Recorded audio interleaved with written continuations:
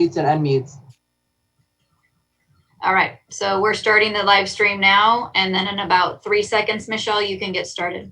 Okay. Welcome, everybody. This is the regular meeting of the Poway Unified School District's Board of Education. It is April 23rd at 6:12. We had a few technical difficulties, probably not shocking, but we're all here now.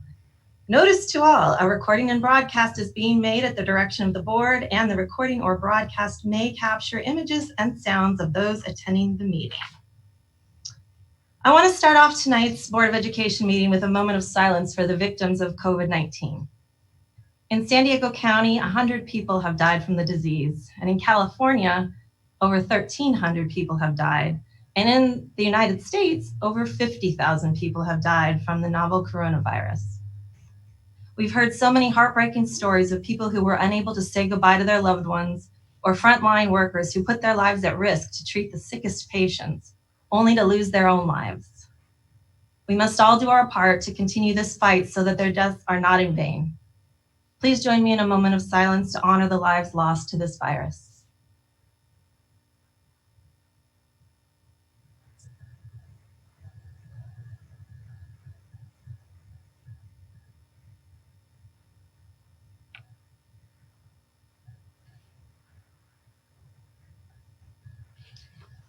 Thanks, everyone. And at this time, I'd like you to invite you to say the pledge with us. Please stand.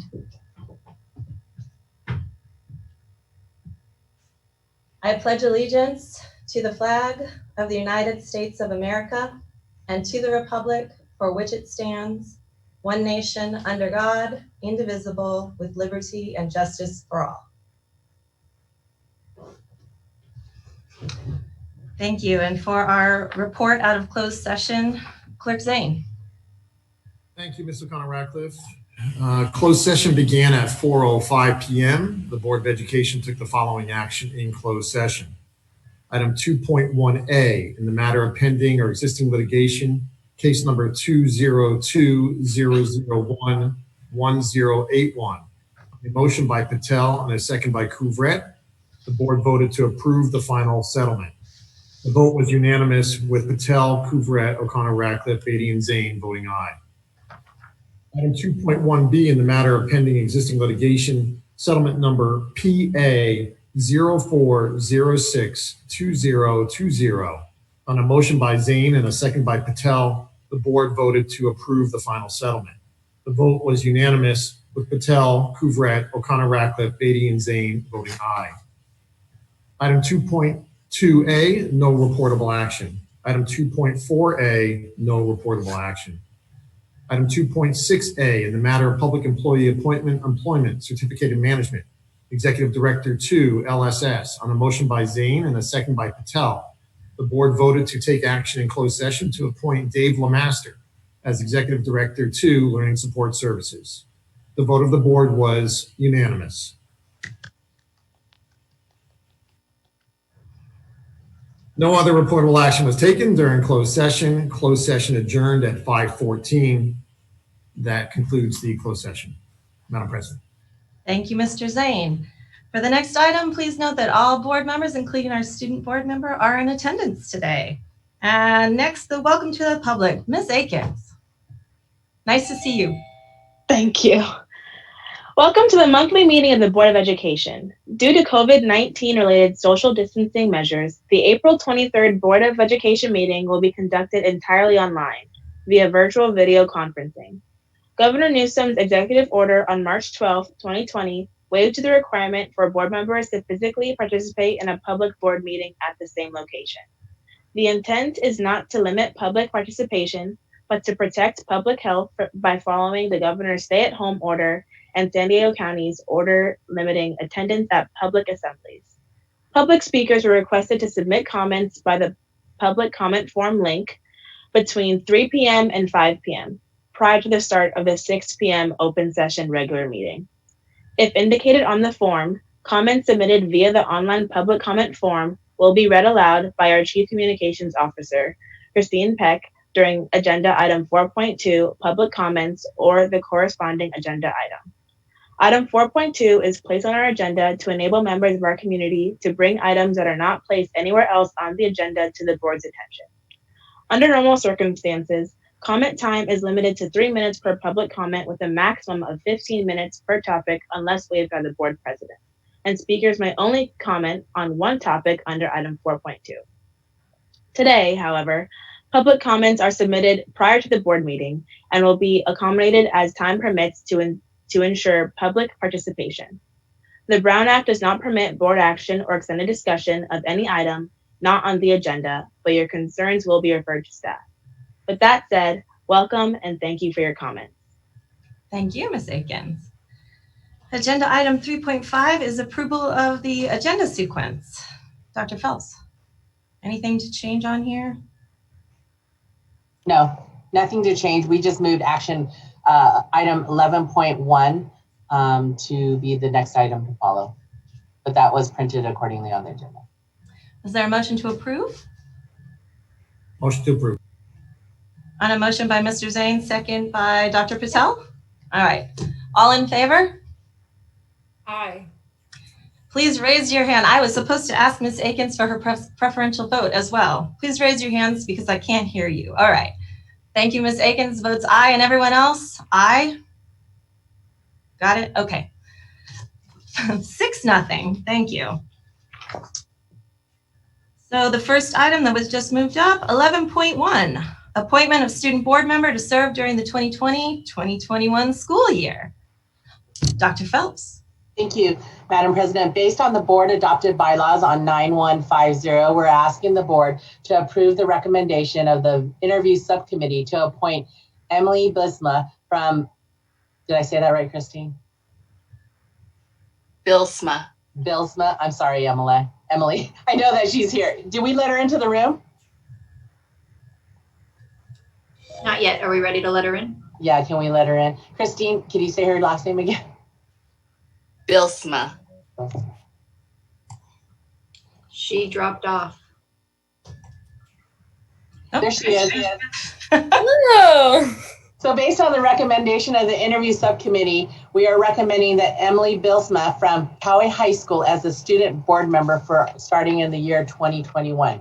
The committee was very impressed by all of our applicants, and we had such a strong group of students to choose from, which made the decision very difficult. But Emily really stood out through her application, her experience, and her interview.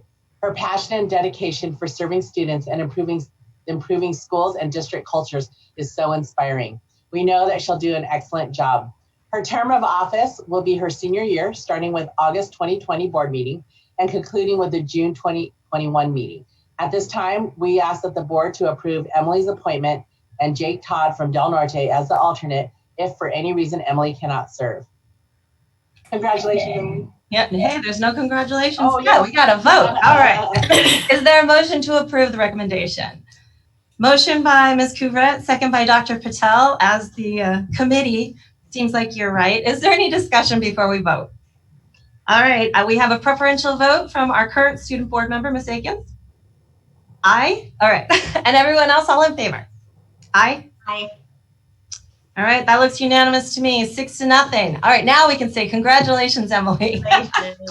Emily, congratulations. We look forward to working with you in this upcoming school year. And we'd like to give you this opportunity right now if you'd like to say a few words. Thank you so much. I just wanted to say how grateful I am for this opportunity to represent our students and their concerns and feedback. And I'm thrilled to begin working with the board this coming year and to start making a positive change on our campuses. So thank you guys so much. I really appreciate it. Congratulations. Thank you. All right. Wonderful. Well, that takes us to item 4.1, which is our student board representatives, but those board reports are postponed during our COVID-19 crisis. So moving ahead to 4.2, which is our public comments. I'll turn it over here to Clerk Zane. Thank you, Madam President. And we want to thank the public for their comments and like to remind everyone that public comment time is limited to 3 minutes per comment. After a student video that was submitted is shown, I will call the first public comment to be read aloud by our Chief Communications Officer, Christine Peck. But the student video is by Zachary McClure from Poway, California. Thank you, Clerk Zane. At this time, Zachary McClure did submit a video link for their portion of the public comment. If we could play that, please.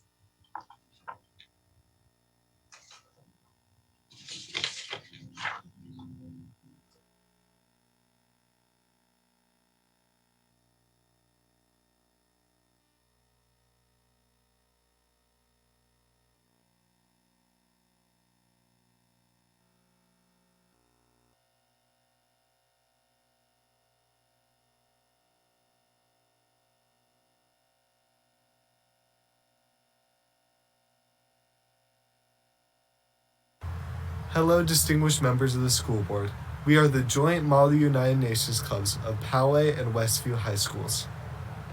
Model United Nations is an organization that models the work of the real United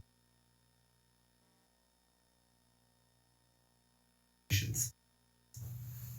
In the UN, member states work together to craft resolutions or responses to international crises and issues. I assume we're working on sound. The UN has a set of rules known as parliamentary procedure. There, delegates engage in formal debate. Can we restart it? Interspersed with the debate is time to write a resolution document. Unlike the document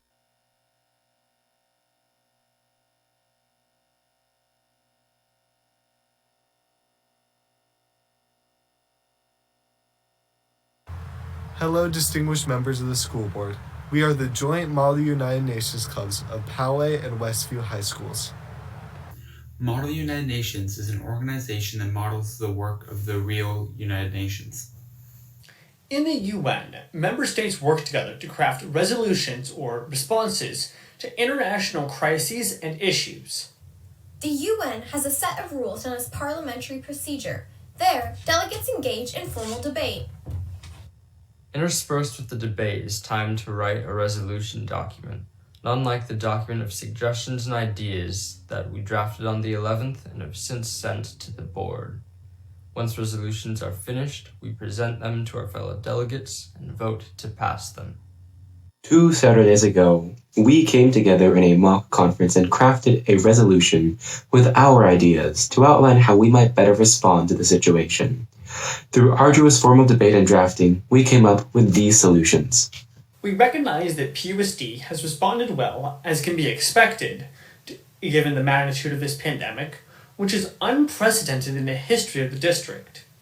The continued distribution of meal service and provided support of necessary electronic devices for distance learning is to be applauded. However, despite these valiant efforts, we recognize that the duration and severity of the pandemic has exposed flaws in these efforts. Though schools were initially scheduled to reopen on April 6th, that has clearly not happened.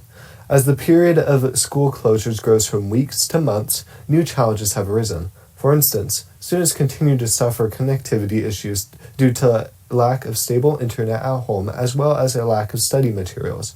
Furthermore, students have suddenly lost many important resources, such as tutoring and public library access. As this is a first-time experience for many teachers, knowledge sharing and student-facing approaches are often fragmented and disjointed. Inconsistent communication during these difficult times is creating confusion and uncertainty. Students and parents are getting information through rumors and unofficial forums, and there's been a breakdown of two-way communication. Our first proposed solution is to provide learning materials to the student body through multiple platforms. This would include promoting a continued partnership with providers such as Charter Spectrum, Cox, Verizon, and AT&T to grant students internet access where they already possess hardware, such as a home computer or a Chromebook. Furthermore, publicly funded solutions such as Wi-Fi buses should be considered, as well as the distribution of paper materials such as textbooks and worksheets. Paper materials could be distributed through the system that we are currently using to distribute Chromebooks and meals, with specified campuses being used as checkout locations. Additionally, the district should consider transitioning from Zoom to a different distance learning platform, such as Google Meet. Zoom has a track record of security flaws, and many organizations are no longer using it. Furthermore, the district has been paying for the ability to use Google Meet for several years. Therefore, we suggest it as a viable alternative to Zoom. We also propose the creation of representative councils of teachers for each curricular area. These councils should have the power to create and distribute standard guidelines for curricular groups and grade levels in order to help teachers create a fair, standardized, and consistent student-facing policy. These councils would communicate with teachers and encourage adherence to these guidelines through site administrators. In this time of uncertainty, effective and accurate communication is more important than ever. With numerous news sources such as social media and teachers, information can become conflicting and convoluted. For this reason, we would like to suggest centralized and frequent communication from the district itself, addressing new statements made by the state and federal government, as well as changes in district policy. More streamlined information distribution should reduce fear and eliminate confusion over conflicting information.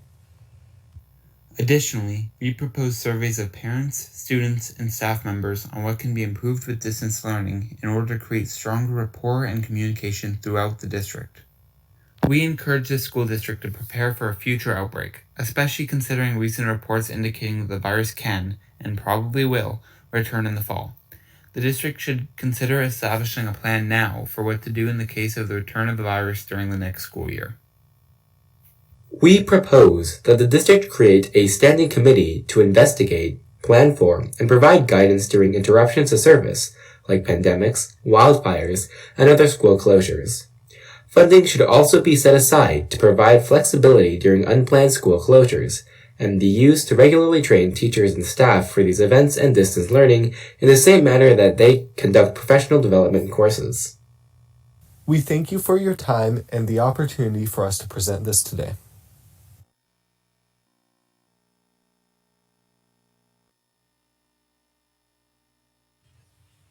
Thank you very much, Ms. Peck. The next speaker for public comment, Peter Thomas from Poway. From Peter Thomas. We want the teachers to teach and not just post endless lists of assignments online that kids aren't even given feedback on when completed. Some teachers are proactive and are hosting productive online meetings, others none. We don't understand why every teacher can't hold 1 or 2 daily online teaching sessions. They could be optional. The teachers don't need to learn new technology to host daily meetings. Every teacher knows how to host a Zoom meeting. If our soccer teams, piano teachers, math tutors, dance teachers, and baseball coaches can all educate online, why can't PUSD teachers too? We need to change gears quickly before the balance of the year is lost. This will help prepare all of us should we need to continue this model into the fall. Thank you.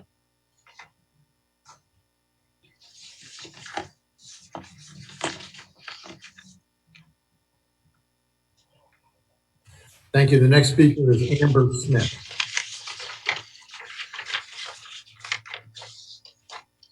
Amber Smith says, please address what the expectations are for elementary students, parents, and teachers. Is there a minimum amount of time teachers should be available to students and parents for guidance and as a resource? Is there a certain amount of time per week each student should be spending working on assignments and learning? Does PUSD have a plan to allow for students or families to pick up physical copies of homework, books, packets, or access to printable PDFs so that students can reduce the amount of time on devices and exposure to blue light? That concludes her comments. Thank you. Next one is Louise Fern. Louise Firm states, first, I would like to thank the teachers, staff, and district support personnel who've been working tirelessly to adapt to the COVID-19 pandemic and continue providing the quality education that we have come to expect from PUSD. My son is in 3rd grade at Monterey Ridge Elementary School. I also have nieces at MRES and Stone Ranch. I would like to inquire about the distance learning plan that was provided to staff on March 30th, 2020, and any subsequent revisions. Number 1, is the district's distance learning plan available for public review? Number 2, I noticed that only some schools have distance learning plans available for review. Were all schools required to draft a plan specific to their school? Number 3, does the district plan include details and/or requirements regarding support for students with special needs? And number 4, are schedules and lessons adapted to support students and families with special needs? That concludes her comments. Thank you. Mark Looney. Mark Looney states, teachers should be teaching, whether it's in a classroom at a brick and mortar school or a room in their home providing online virtual teaching, not sending out assignments every week expecting young children to learn without the aid of teachers, with a strong possibility that even if we do go back to school in August, that at some point the children will be out of school again sometime in the fall or winter months. I believe by the time the new school year starts in the summer, that Poway School District shall be ready to initiate with every teacher to all the student, a process of 2 or 3 hours of online virtual classroom settings. I believe that the current process is inadequate. It's not just inadequate, it's a disservice to our children. I do not believe that it is an unreasonable request or an unreasonable expectation to think that when PUSD shut down all of the schools for the remaining of the school's year, that over the first 3 to 4 weeks that the school district would have come up with a teaching process where the teacher would have started to provide remote online virtual classrooms for subjects in science, history, social science, writing, and mathematics. Bottom line, PUSD can do much better. They should do much better. The students of Poway and the parents of Poway deserve much better than is being provided to the children of Poway. That concludes his comments. Thank you. Marley Frank. Marley Frank states, my primary concern is that the teachers aren't spending any time teaching the students, which is leaving all the burden on working parents to follow a very disorganized curriculum. Not only are the links and assignments often difficult and time-consuming to access, but there's no uniform platform being used consistently that offers a simple way to obtain and turn in assignments. If we can't get the technology in a streamlined place soon, then the district could at least provide families with the old-fashioned books, workbooks to work in, coupled with the teachers teaching as they normally would through Zoom. This would save parents a lot of time and reduce stress for the children in an already stressful time. That concludes Marley's comments. Thank you. Marianne Grosner from Pennsylvania. Hello, my name is Marianne Grosner, and I have a 14-year-old son who has severe nonverbal autism with anxiety, OCD, and apraxia. My son does not attend Poway Unified School District. He's in the San Diego Union High School District. I'm here today to talk about special education. Even though we're from San Diego Union, that does not make me different from any other parent of Poway Unified who has a child with disabilities. We are all the same. I speak for other families of disabilities when I say our lives are hard, and I mean really, really hard. From the child that is wheelchair bound, to the child that struggles to read, to the child that cannot talk, parents of special needs are struggling every single day. So it comes as a shock to find out that districts like Upland Unified and Temecula Valley Unified Special Education are actively suing students, families, individuals during COVID-19 using our taxpayer dollars intended for education.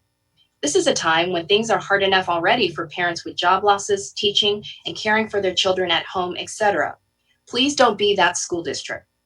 We families of special needs rely on our school districts to provide our children with an appropriate education through IDEA, and sometimes there are disagreements between the family and districts. Often, those disagreements turn into legal battles. My family had one of those legal battles with San Diego Union High School District, who chose to use one of the most expensive law firms in San Diego County to fight us. They had no interest in working with us since they had the funds to spend as they please using taxpayer dollars. It is very concerning that schools are misdirecting funds intended to provide education to children with disabilities by spending it on legal bills or insurance to fight special education cases, especially during COVID-19. The harder the school district lawyers fight, the more we taxpayers are paying these private law firms. It seems the school district never had the incentive to resolve the dispute because they're not truly paying the bill. Ultimately, the private law firms you hire to fight special ed parents are profiting on our children. Shouldn't the focus be on helping special ed students profit from the knowledge and skills they learn from their teachers? Please invest in teachers and students and not private law firms. Thank you. Thank you. Our final public comment is Dana Kislatis from Temecula. Dana from Temecula shares, I wanted to make the school board aware that there are many private law firms who have annual agreements with school districts who are profiting using taxpayer dollars intended for students' education. The school board approves all agreements for the special education department. I saw a newspaper article in the San Diego newspaper about Poway USD, about a family at Poway whose son is dyslexia, and Poway used taxpayer dollars to pay private law firm to fight not support students reading. My story is similar to the movie Blindside, except I was blindsided by Temecula Valley USD. I took in an African-American boy who was abandoned by his parents. Prior to moving to Temecula, he lived with his biological mom at Salvation Army in LA for 2 years. When he was 17 years old, Temecula tested him at 2nd grade reading level. He was African-American. I received foster care benefits for him. He was on Medicaid and on the free lunch program. He was an unduplicated count student. The California dashboards has indicators for African-American students, special ed, and low-income free lunch students. He's the very student the California Department of Education focusing on and closing the achievement gap. Temecula Valley UD wasn't doing anything to help him from his reading. I hired a special education attorney using his foster care money, taxpayer dollars, and paid for private after-school tutoring at the Dyslexia Learning Center at $650 a month. I spent over $10,000 in attorney fees for my attorney to sit in on IEP meetings. The district used one of their highest paid special education attorneys from the law firm Dennis Wolver Kelly at every IEP for 1.5 years. District spent at least $15,000 of taxpayer dollars on attorney fees, or taxpayer dollars fighting reading, not supporting his reading or supporting me. Temecula administrator and their special ed attorney denied him reading remediation. The administrator in IEP and the attorney knew he attempted suicide several months before, and that he told me in the emergency room that he wishes he didn't have dyslexia. He has a severe reading disability. So many African Americans with reading disabilities follow the school pipeline to prison because they aren't taught with a reading program that is right for them. The private law firms that SD School Board signs annual agreements with know what program works for students with reading disabilities such as dyslexia. The law firms sign private settlement agreements, hush agreements with families who can't afford lawyers to fight for the right for their children to read. I am committed to expose use of our taxpayer dollars used to pay private law firms who knew what reading services and private school help a student with a reading disability. So many lives have been destroyed because a student never learned to read. All along, the private law firms know what reading programs help a student. That concludes the public comments. Thank you, Ms. Peck. Madam President, that concludes public comments. Thank you, Clerk Zane and Ms. Peck, for reading all of those. Thanks very much. I know that's not the normal job duty. This takes us to 4.3, which is a fun one. Avid 8th grade and senior standouts. Hooray! Ms. Osborne. All right. Thank you, President O'Connor Radcliffe. It is our pleasure to recognize and honor our 8th grade and senior Avid standouts, their families, their site Avid coordinators, and administrators. I would also like to thank Director Beth Perisic for her support to the Poway Avid programs at each of our secondary schools. Our Avid standouts are being recognized tonight for their personal determination, strong academic performance, and commitment to their learning and to their community. Typically, we are able to recognize our students and parents in person, but unfortunately tonight, we will be doing it virtually, and we'll be sharing a PowerPoint with their picture, and I will share a little bit about each student virtually, which is also included on our green sheet. We've also been recognizing these students on social media this past week in order to truly honor them. We'll begin with our 8th grade Avid standouts. Alba Campbell Rodriguez, Bernardo Heights Middle School, and Avid coordinator Denise Flynn. Alba is a very driven student and always strives to do her best. She is strong in academics and ensures that she understands the expectations of each assignment. Alba is a self-advocate and has compassion toward others. Andrea Barragan, Black Mountain Middle School, and Avid coordinator Danielle Reyes. Andrea exemplifies the core values of Black Mountain Middle School. She is a positive role model for others. She is kind, hardworking, responsible, and puts her heart into everything she does. Next, Lana Rubik, Meadowbrook Middle School, and Avid coordinator Kay McAfee. Lana has a strong work ethic and is a leader in tutorial and many of her classes. She is confident, willing to help others, and encourages others to persist through difficulties. Dante Burrell Medley, Mesa Verde Middle School, and Avid coordinator Amy McCoy. Dante always strives to do his best. He has improved greatly this year. Dante is a self-advocate, a friend to everyone, and an overall great person. Next, Madeline or Maddie Page, Oak Valley Middle School, with Avid coordinators Alyssa Dykes and Zoe Varela Belts. Maddie is the kind of student that you dream of having in your class. She is kind, resilient, hardworking, and willing to help others. She has a great ability to think critically and persevere. Jasmine Tran, Twin Peaks Middle School, with Avid coordinators Mickey Matusha and Katie Fixon. Jasmine encompasses every aspect of the Avid Ohana's mission. She is diligent, positive, warm, and welcoming. She has a willingness to conquer every challenge and collaborates well with other students.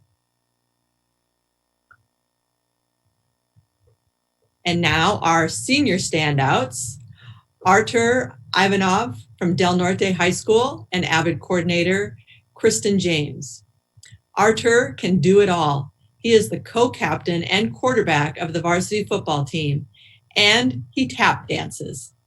He is kind, respectful, positive, and funny. He is always participating in class and collaborating with other students.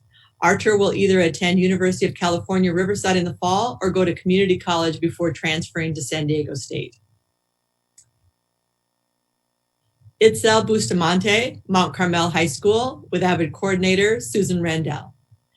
Itzel sets a high bar for herself and others. She has a strong mind that will help her reach every goal she sets. Mount Carmel High School Avid will miss her ability to find the silver lining in every situation. Itzel will major in biology and is still deciding which university will be lucky enough to have her. Next is Nat Pham, Poway High School, with Avid coordinators Karen Kawasaki-Williams and Sherry Lockey. Nat has taken 7 AP classes while maintaining a 4.2 GPA. His academic achievements have helped Nat secure a $20,000 scholarship from Dell. He is curious, positive, resilient, and kind. Nat will be the first in his family to attend university.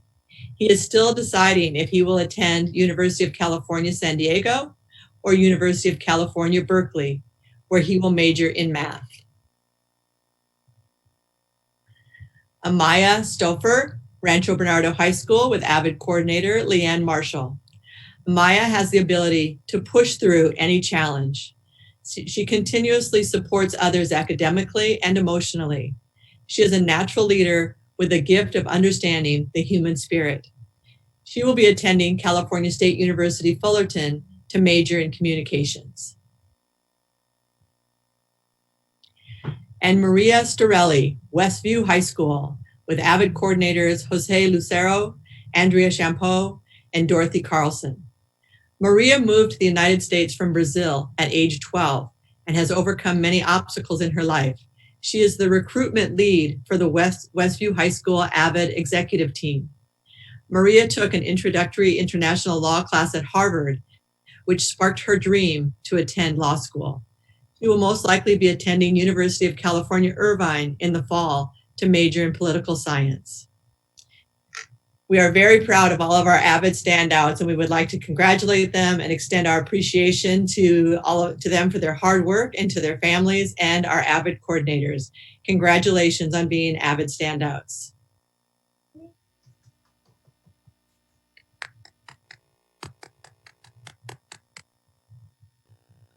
Thank you very much, Ms. Osborne. And congratulations to everybody again. That was a great one. Love it. Only wish you could have been here in person. Item 4.4 is distance learning grading, a presentation. Ms. Osborne, this is yours too. Thank you, Madam President. As you recall, during our March 12th, 2020 board meeting, the board granted authority to the superintendent to declare an emergency and take appropriate action as needed to address the issues related to the COVID-19 pandemic.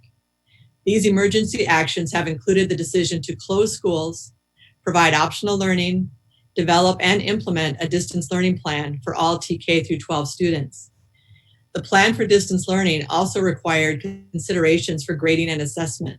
Staff determined that all TK through 12 students' work would be assessed for participation, completion, progress, and feedback purposes in alignment with doing no harm to students as directed by State Superintendent Tony Thurmond.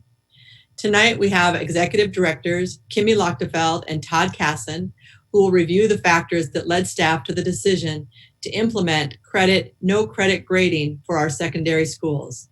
Thank you to both of them for their leadership with this effort, and I'll turn it over to them.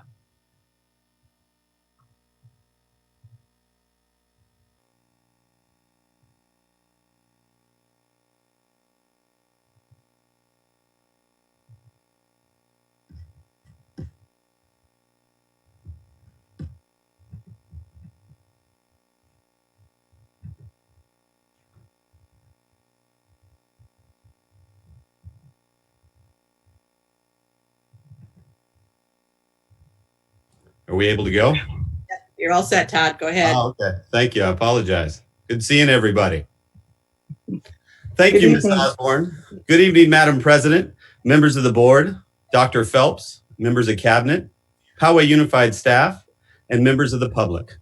We'd like to thank you for providing this opportunity for Executive Director Lochtefeld and myself to share the rationale for our temporary shift from a traditional grading format to a no credit format for semester 2, trimester 3, and quarter 4 of the 2019-20 school year. Next slide, please. Thank you, Mr. Casson. Good evening. I want to start with looking back over a month ago when our new context began. It is important to note that unlike traditional semester high schools, the majority of our high schools are on the quarter and trimester systems. That means our high school students were either closing out quarter 3 and our trimester schools were just starting into their 3rd trimester. This is important to note because a new grading term was just beginning for students in both grading systems. We made our transition to distance learning, not knowing at the time how long our schools would remain closed. It was critical that we stayed the course for students to have continuity of learning and ensure our high school students were on track to graduate and able to pursue post-secondary endeavors. To that end, we had to be very deliberate and thoughtful about how we were going to navigate these uncharted waters, knowing that our students' social, emotional, academics, and well-being are our number one priority. Next slide, please.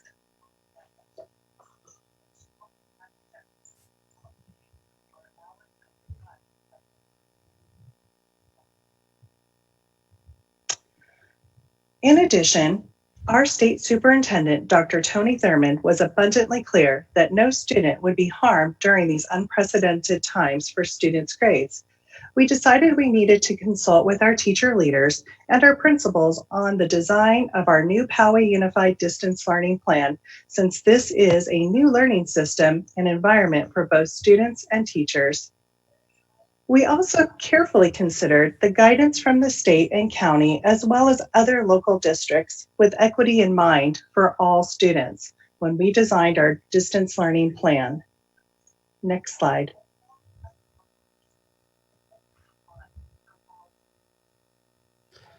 Over the last 4 weeks, our students and staff have done an outstanding job of transitioning into our distance learning plan. But we must also recognize and continue to remind ourselves that for every classroom of 30 students, there are now 30 independent, singular learning environments. Additionally, every one of our 36,500 plus students across our great district has a unique set of circumstances that they bring into their learning environment on a daily basis, which plays a significant role in their ability to successfully navigate the learning expectations for their classes. Next slide, please.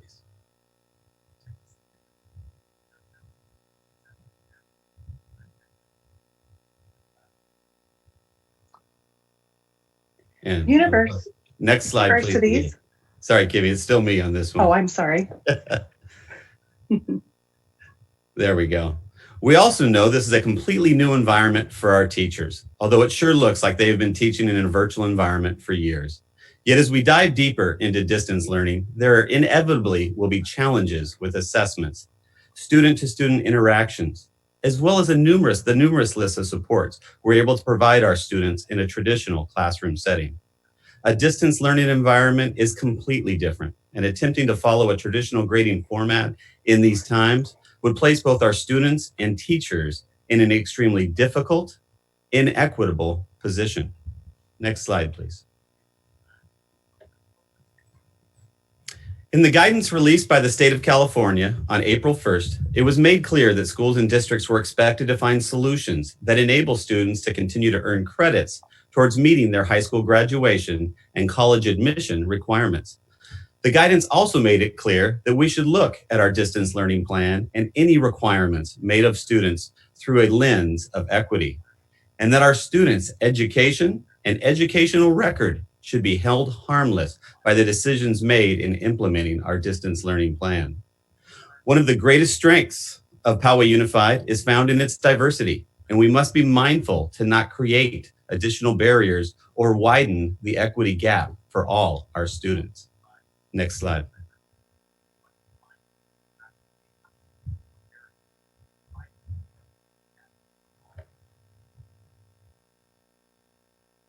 Universities and the California Department of Ed were also closely looking at equity and the impact on students and letter grades.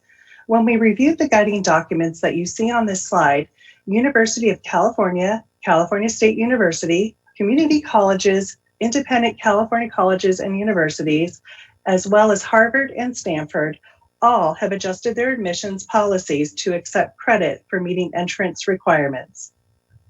Next slide.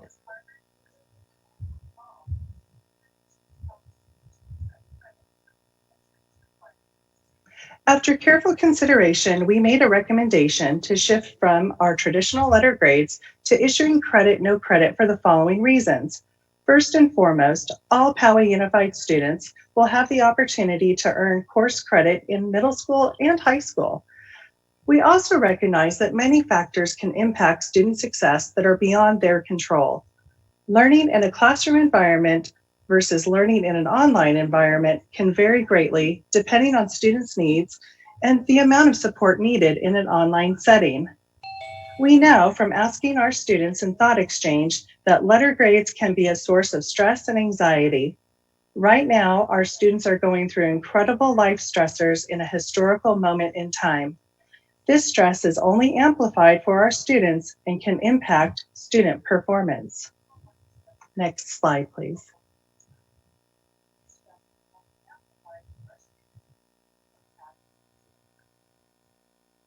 Letter grades benefit students who have optimal learning conditions at home.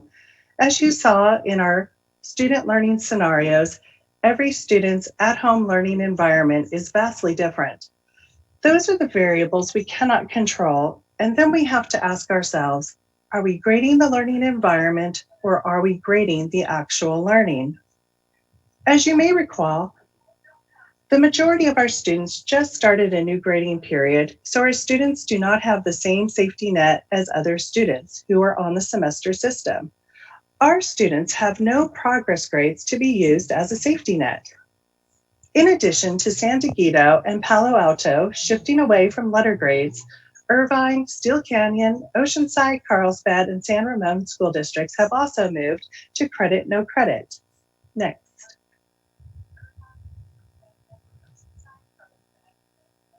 As was stated previously, it was clear that we would need guidance from our state's colleges and universities to ensure our students were not placed in a position that would be detrimental to their post-high school pursuits.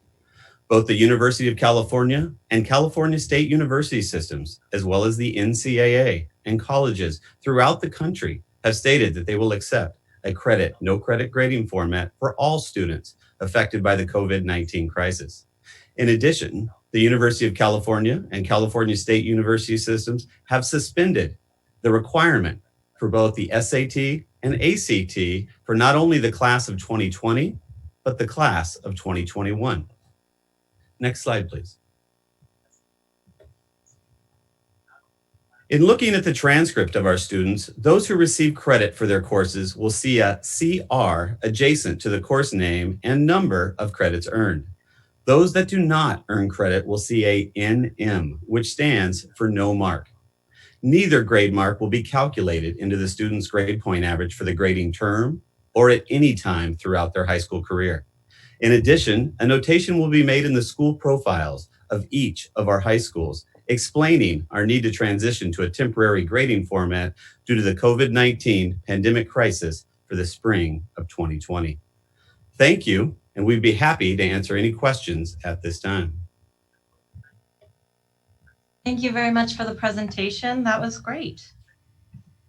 I think that was very helpful to understand, and I know that all of our families have received a copy of this as well. So board members, any questions for our presenters? No, thank you very much. It was very, very well done. I see Ms. Aikens raising her hand. Yes, I'd have to agree with Dr. Patel. I was very impressed with the presentation, and I think it's really helpful for our families at home to see how much we're doing and how much others colleges and universities are doing during these unprecedented times. So thank you. Oh, thank you very much. I also just want to note that I want to say thank you to both Ms. Lochtefeld and Mr. Casson for all their hard work in putting this together. I want the board to note that I received many emails and text messages from superintendents around the county as well as other parts of the state where other school districts have borrowed our PowerPoint and utilized a lot of our talking points and utilized our rationale for going to this grading system as a way to communicate with their communities and their staff and students. So good job. Thank you. Oh, thank you very much. Appreciate that. Thank you. Yeah, I'd like to thank everyone, and I think this is one great example of why we granted our superintendent the authority to take appropriate action so that we wouldn't have to come back every week or so for a special meeting on this. I think this is exactly the kind of decision that we had in mind when we did that last month. So thank you, Dr. Phelps. Any other comments, or are we ready to go? Moving on? Okay, that takes us to approval of our consent calendar, 5.1. I'll go down the line here. Well, there's no line. So Ms. Aikens, is there anything you'd like to pull from consent? How about I'll just ask board members who would like to pull something, go ahead and raise your hand. I am not seeing any hands. Okay, with that, is there a motion to approve the consent calendar as presented? Motion by Mr. Zane, second by Dr. Patel. Oh, oops, or, okay, Dr. Patel wins. All in favor? That looks unanimous, 5-0. Aye. All right, that takes us to the 6.0s. 6.1 is approval of declaration of need for fully qualified educators. Mr. Jimenez. Thank you, Madam President. The California Code of Regulations requires a submission of what is called a declaration of need for highly qualified educators to the California Commission on Teacher Credentialing. It's a prerequisite to the issuance of an emergency permit. From time to time, it is necessary for school districts to submit a request for an emergency teaching permit or a certain authorization on a teacher's credential. Examples of this are varied, but can include teachers coming from out of state who are fully credentialed in another state, but who are in the process of completing all California credential requirements. Another example is staff with a preliminary credential who are completing coursework towards a full credential, or CLAD or B-CLAD emergency authorizations, and finally, special education authorizations and limited assignment permits. We are submitting a declaration with the following estimated emergency permit needs for the upcoming 2020 and 2021 school year. These estimates in the attached declaration take into consideration the number of submitted requests in this current school year as a guide. The board is asked to approve the declaration of need that will subsequently be submitted to the CCTC. Thank you, Mr. Jimenez. Are there any questions by board members? All right, is there a motion to approve? Motion by Mr. Zane, second by Dr. Patel. Any discussion? All right, all in favor? I'm seeing 5 hands. Okay, that's unanimous, 5-0. Thank you, everyone. 6.2, initial proposal from the Board of Education to the Poway School Employees Association, PSEA Unit 1. Mr. Jimenez. Thank you. Currently, we have a 3-year contract between the district and the Poway School Employees Association, or PSEA Unit 1. Year 2 of this 3-year agreement begins on July 1st, 2020. Article 22 of the contract stipulates that health and welfare benefits may be reopened and negotiated for the 2020-2021 school year, and one additional article for each party to select. This proposal allows the parties to begin negotiations in advance of the 2021 benefit plan year. This evening is for information only for initial review by the board. This initial proposal will be placed on the upcoming board meeting agenda in May for a public hearing and final approval by our board of trustees. I'm showing this as an action item. We do need to approve this today? No, this will be information only today, and then will be taken for approval at our next board meeting. Okay, thank you for the clarification. That's okay, incorrect. No action necessary. Thank you very much. Item 6.3, this shows action 2, and I'm going to assume this is no action as well. That is correct. Initial proposal from the Board of Education to the Poway School Employees Association, PSEA Unit 2. Back to you, Mr. Jimenez. Thank you. Similarly, we also have a 3-year contract with PSEA Unit 2. Article 20 of Unit 2's contract stipulates that health and welfare benefits may be reopened and negotiated for the upcoming school year.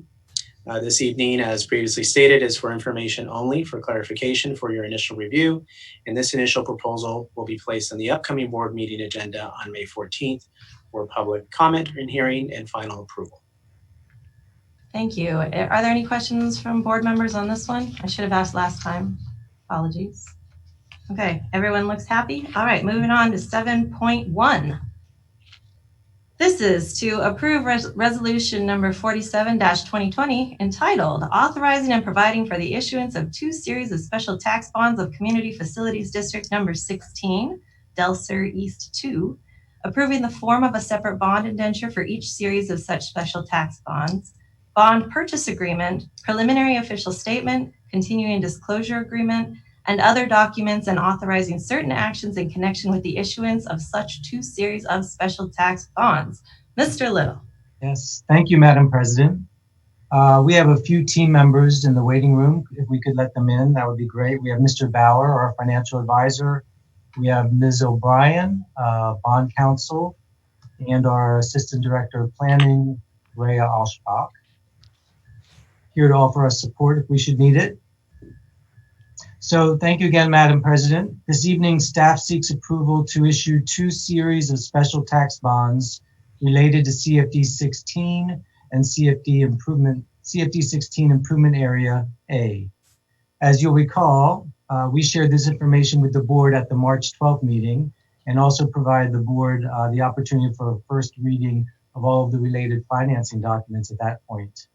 The documents for which we seek approval this evening effectuate the issuance of 1, a maximum of $25.5 million of special tax bonds in response to a developer's request to proceed with the issuance of bonds for reimbursements of city infrastructure and other completed construction within the community.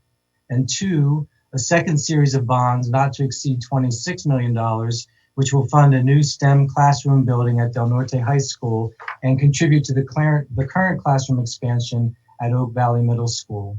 Both of these projects, as you know, are to accommodate projected enrollment growth in 2020-21 and onwards. I also want to note that these 2 issuances are in no way related to our Measure P efforts this past March. These are special tax bonds serviced by tax receipts from our CFD District 16 and Improvement Area A in CFD 16. And the uses of these particular bond proceeds have been being anticipated by the district for close to a year now. We're obligated by our CFD foundational agreements to proceed with the issuance of the improvement area bonds to reimburse the developer, as I mentioned. And although the classroom at Del Norte was included in our facilities master plan, as you know, CFD funds have always been considered the exclusive funding source of that particular project, given the purpose of Mello-Roos funds. So at this point, we ask for the board's approval of the resolution. Does the board have any questions at this point? All right, seeing none, is there a motion to approve? All right, if there's no motion, I know we have questions. All right, a motion by Ms. Couvret, a second by Dr. Patel. Okay, is there any discussion? Okay, seeing none. Well, it was really nice to see all of you. I'm glad your video got working just in time, Mr. Bauer. Thank you. Preferential vote on this one. Too, yep. Yeah, preferential vote on this one for Ms. Akins. Aye. Thank you. And for everyone else, all in favor? That looks unanimous to me. 6-0 in favor. Thank you very much, everyone. 7.2, another long title. All right, approve resolution number 49-2020, entitled Authorizing Poway Unified School District acting in its capacity as the legislative body of Community Facilities District number 16, Del Sur East 2, declaring its intent to issue its Poway Unified School District Community Facilities District number 16, Del Sur East 2, 2020 special tax bonds to be used to reimburse the Poway Unified School District for expenditures made prior to the issuance of such bonds. Mr. Little. Yes, thank you again, Madam President. So the short version of this agenda item, given the uncertainty in the markets, this allows us to reimburse ourselves with the bonds that the board just approved us issuing with respect to the facilities piece, the special tax bonds for the pro rata share of the Oak Valley work, which is $2.5 million coming from this particular issuance. So by approving this resolution, we'll be able to reimburse ourselves that $2.5 million of expenditures that may or may not be expended and realized prior to the sale of said bonds. Thank you. I know that I had asked previously if we had an idea about how soon we might issue those bonds. Is there any update on that, or are we still just kind of guessing? Soon? Yeah, actually, I think Mr. Bauer might be able to give us some news. I believe he had a successful sale today, actually. Yes, and thank you. Once again, my name is Adam Bauer, serve as the district's municipal advisor on CFDs. And this morning, we had a very good day for a very high credit type CFD.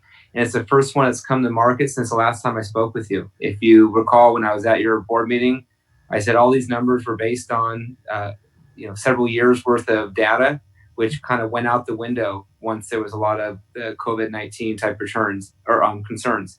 And so the land secure or CFD market in California shut down at that point. And today was the first time a transaction was done in California, and it came in very successful, not quite as low as the rates were in February, but very low. And to put that in perspective, the true interest cost for these bonds was in the 3.6 range, which if you look at historical standards, CFDs oftentimes would have been thought to be in the 5 range. So we are, once again, you'll probably see a lot more coming. And all that is to say is, I think your transaction will be ready to go very soon. The developer who gets the improvement area proceeds has asked that we wait until we can get hopefully a bit more in proceeds than we could achieve today, but they're still reevaluating that. So I think within the next week or so, we'll be able to have a good indication on timing, but we're not in a position where it can't get done now. It's just a matter of what's the right time frame to do it. Thank you very much. That's helpful. Thank you. Any other questions from board members? I have a question, just a really general top level question. From when we get these bonds issued to when students can walk into an Oak Valley or a Del Norte High School science classroom, what are we looking at timeline? Let's see. Well, the board approved on the consent agenda the design services to begin the work on the new STEM building. Assuming the construction market stays as is, I believe that we were estimating, who knows what's going to go on with DSA, given the current COVID reality. I would say 18 months on the outside, maybe as soon as a year on the good side. Okay, thank you. Gives us something to look forward to. Any other questions? Is there a motion to approve? Motion by Mr. Zane, second by Dr. Patel. We have a preferential vote for Ms. Akins? Aye. Thank you. And all in favor? Aye. That looks like everybody. 6-0, it passes. Thank you again. Thank you. Item 7.3 is an aquatics program update. Can't wait. I asked for this one. Thank you. Mr. Little. Yes, thank you, Madam President. And I believe we have our aquatics coordinator in the waiting room, Mr. Tim Olgetz, who will join us shortly. There he is.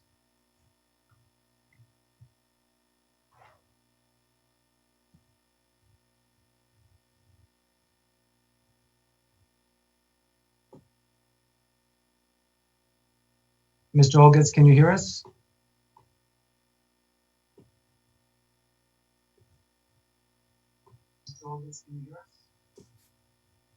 Yes, I can hear you. Can you hear me?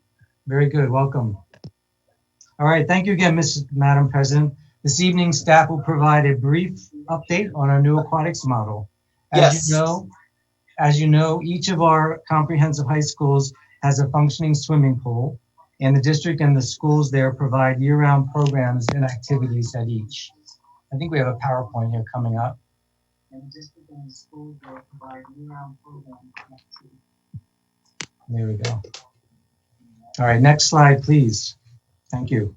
Over the past year, the district has substantially revised this model as to how we provide these aquatics programs and how we maintain our pools. This evening, we'll review the programmatic changes, look at how these changes have impacted our facilities use, and then look ahead to ideally what we have planned for this coming summer. Next, please.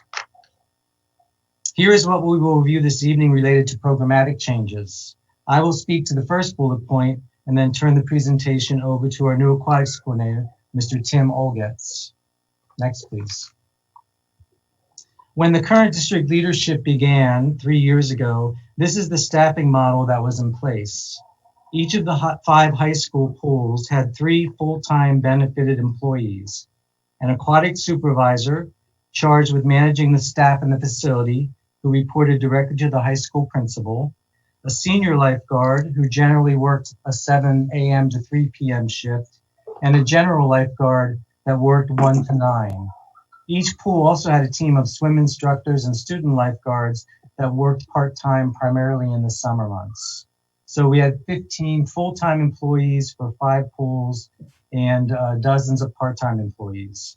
Under this legacy model, general pool upkeep fell to the site team, and the more complex pool maintenance and pool repairs were contracted out to local pool servicing companies. This was a very labor-intensive and hence expensive model. Next, please. After much research and in collaboration with site leaders, PSCA and others, we took advantage of current vacancies, imminent retirements, and the professional talents of our extant team members. In August of last year, we began to implement a new aquatics model consisting of 10 full-time employees, 8 under the aquatics umbrella, and 2 pool technicians that fall under maintenance and operations. The new aquatics coordinator position was filled by one of our talented aquatics supervisors, as were the 2 new pool technician positions. This centralized model, which has the entire aquatics team reporting to the aquatics coordinator, has resulted in increased programmatic efficiencies and other advantages that Mr. Olgetz will review shortly. From a cost perspective, by the time this fiscal year is completed, and notwithstanding COVID-19 impacts, the district was on track to realize over $600,000 of savings as a result of this new model. $400,000 in annual staffing costs, $150,000 in outside contractor costs, and $50,000 on utilities and energy costs.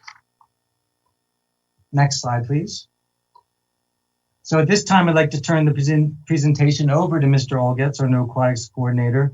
But before I do, I'd just like to acknowledge all the hard work and true expertise that he has demonstrated in his leadership role in bringing the new PUSD aquatics model to fruition. Mr. Olgetz. Thank you, Associate Superintendent Little.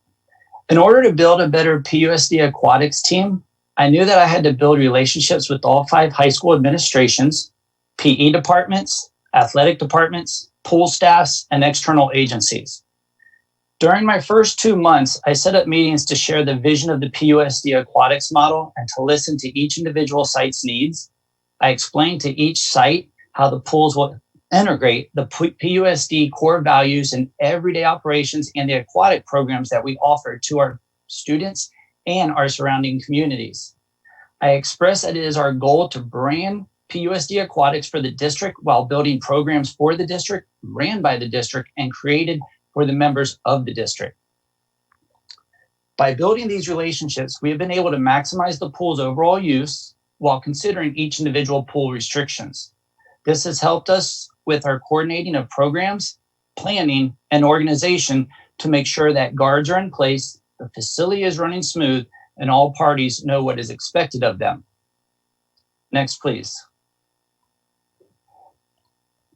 In order to provide a safe environment for all patrons that use our facilities, we decided that we need to be consistent in the message that we are sending. Our goal was to have all of the pools operating under the same guidelines. We established one set of comprehensive facility rules, staff manual, and emergency action plans. This has enhanced our standard of professional care provided by our lifeguard staff. We also wanted to continue to build the aquatics team environment through the district professional growth days that are offered. During these times, we are committed to training all staff members in the latest skills and techniques in water safety and pool operations. Next, please. With safety being our #1 priority, we decided that we needed to establish safer guidelines on our pool decks for our students and student athletes. The average PE swim class could have up to 50 kids total, maybe 35 swimmers and 10 to 15 non-swimmers. At times, the class could have some students with special needs. No 2 classes are the same, but we wanted to make our approach the same. We made safety talks and swim tests at the beginning of each quarter or trimester a priority, so that way we could have a better understanding of the class needs. We have the flexibility with 2 general lifeguards, so we can offer support to our adapted PE classes as well. In talking to the PE departments, we discovered that many of them would be interested in understanding what would be needed of them in case there was an aquatic emergency. We have been able to establish a teaching and learning cooperative course for all of the PE teachers. This would give them the basic understanding and knowledge on how to recognize and assist the lifeguard in case of an aquatic emergency. We have also established new guidelines for all of our season of sport aquatic coaches to be lifeguard trained as well. Next, please. Here under facilities use impacts, we will look at these 3 particular items. Next, please. Pool maintenance. We've had improved efficiencies of mechanical systems, improved water quality and pool chemistry, and standardization of facilities operations and preventative maintenance during this time. Next, please. On an individual pool basis, this is what our pool technicians have accomplished under guidance from the maintenance and operations leadership team to date and what we have planned for summer 2020. It's quite impressive what they've been able to do. Next, please. We value our long-term relationships with our aquatics community partners. We have been working collaboratively and consistently with them in setting new expectations and ensuring safe and high-quality facilities. The demand is high for pool space, so we've been able to transition from individual lane requests to half pool, whole pool requests. Next, please.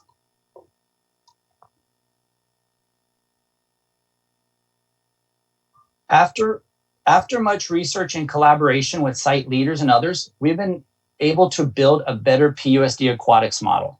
The current model that we have implemented has maximized the pool's overall use while considering each individual pool's restrictions.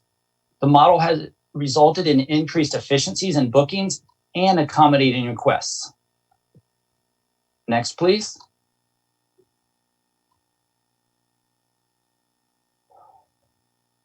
We are planning for summer programming as normal, knowing that we may have to modify, cancel, or postpone some things depending on the circumstances with COVID-19. A single comprehensive Learn to Swim program did not exist in the district amongst the 5 pools. Each pool did their own programming under the direction of the aquatic supervisor. Last year, swim lessons were taught at all 5 pools. After much research and collaboration with the site leaders and others, we have developed one comprehensive Learn to Swim program to meet the needs of the surrounding communities. By establishing one comprehensive Learn to Swim program, we will be able to increase revenues and decrease costs under the new model for summer programs. We do this by pulling together our resources and sharing our knowledge with one another. We collaborate as a team to offer the largest public school swim lesson program in San Diego County with the understanding that formal swim lessons reduces the likelihood of childhood drowning by 88%. Even though no child is ever water safe, the goal of swim lessons is to make children safer in, on, and around the water. The PUSD Aquatics is dedicated to providing a variety of aquatics programs, both fun and challenging to the community in a safe, clean, and friendly environment. Our staff strives to provide excellent customer service while enhancing the health, fitness, and aquatics knowledge of all guests who use our facility. We pledge to do this through program instruction, aquatics exercise opportunities, and recreational swimming. Next, please.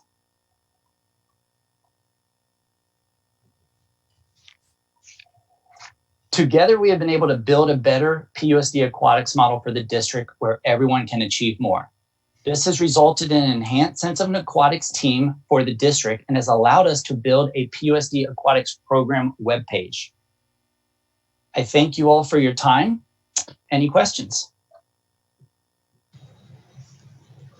I just have a little comment, if that's okay. Of course. That was wonderful. It's amazing what you've been able to do in such a short amount of time as far as completely changing the whole structure. And I know that from the Poway High perspective, I know it's been going really well. So I really appreciate your approach and all the hard work. Thank you. Other questions? I know that I asked for this presentation right at the beginning of making this change, and I knew we were going to have to wait a little while before the presentation would have much to say about how it went and what we've been up to. I have to ask, has this been received positively at all the sites? Have you, you're not going to tell me anything horrible happened, but I would have heard about it if it had though. But from your perspective, is there still room to adjust, or is this model sustainable? The model is sustainable as far as the model's moving. It's always evolving, and it's evolving because what we're trying to do is make a better PUSD, so Poway model for our kids, to build programs for our kids, for our surrounding communities. And based off of the feedback that I get or the pool staff gets, that's how we're always going to be changing. We're going to build programs for our communities. As far as the staff, as far as administrations, athletic directors, yes, when we changed things, there was a few speed bumps. But you know something? It started in August, and where we're at now in April going into May, everybody is buying in and everybody is supportive of it. And with that, the possibilities are endless on what we are capable of doing.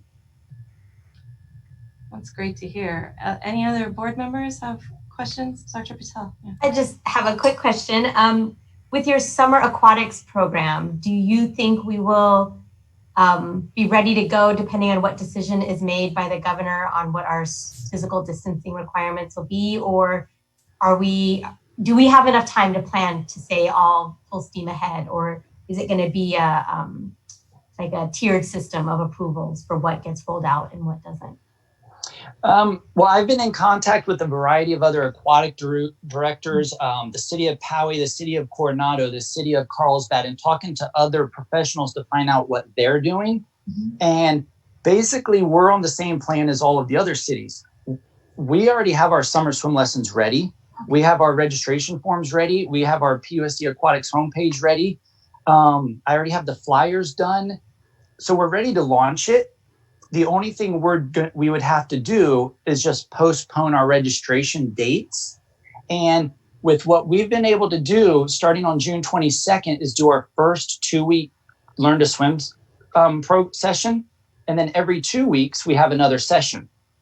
So if it gets pushed back a little bit, we could always cancel session 1 and still have sessions 2, 3, and 4. If it gets pushed back farther, we could still run sessions 3 and 4. So our goal is to, as soon as the governor and other parties say we can start operating again, we're ready to move forward. We do not want to miss a beat, and we'd love to provide a service for the PUSD and our surrounding communities as fast as possible. Thank you very much. That's a very satisfying answer. And it sounds like you guys have this really well organized. I'm excited to see what happens in the near future. Thank you. You're welcome. I'm happy to see that the summer aquatics program in particular, there was a different program at every site that parents were paying different rates for what was presumably pretty similar lessons. I'm happy to know that we've got that streamlined a little bit. I am really pleased to see adaptive aquatics opportunities. I would love to see that expanded from what we've had in the past. It was only at one pool with only one teacher in the past. I would love to see that expanded because that program filled up instantly. So whether or not everything happens this summer, moving forward, I would love to see that expanded so that all our students who want it can get it. Thanks, though.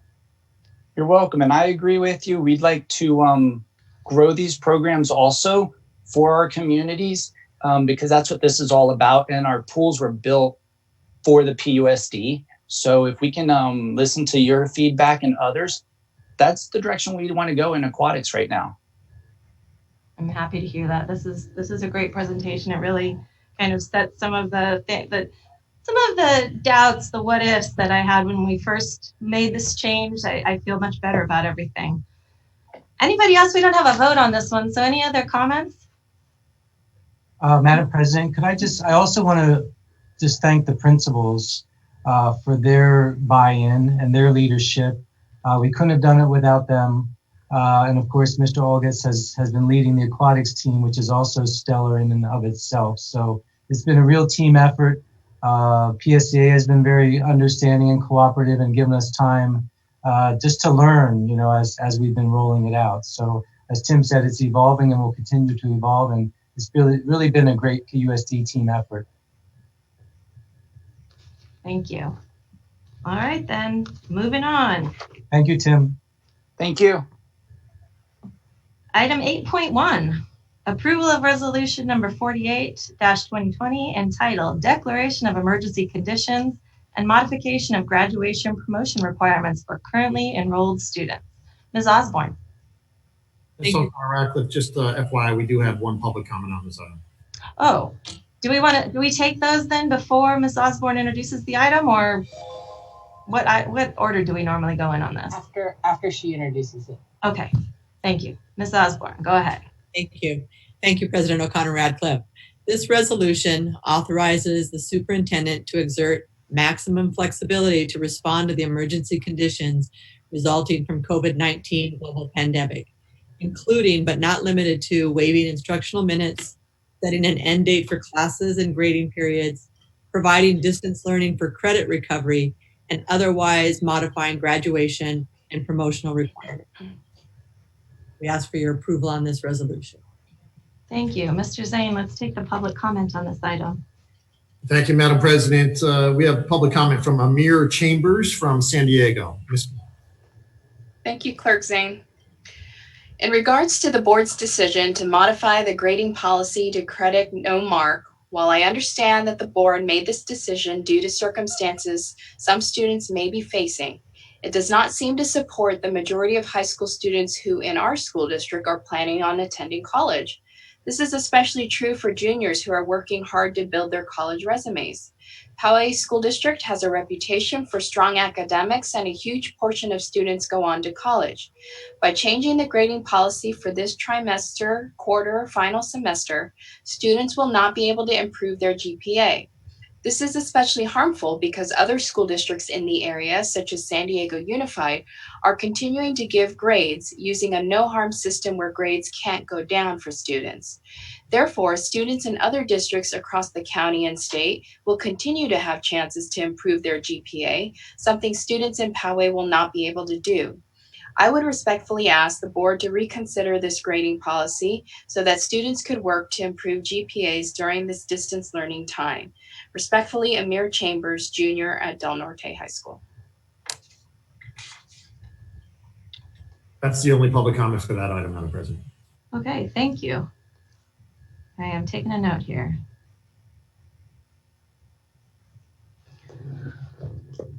Okay, where were we now? Ms. Osborne, you had just given your, any discussion or questions on this item?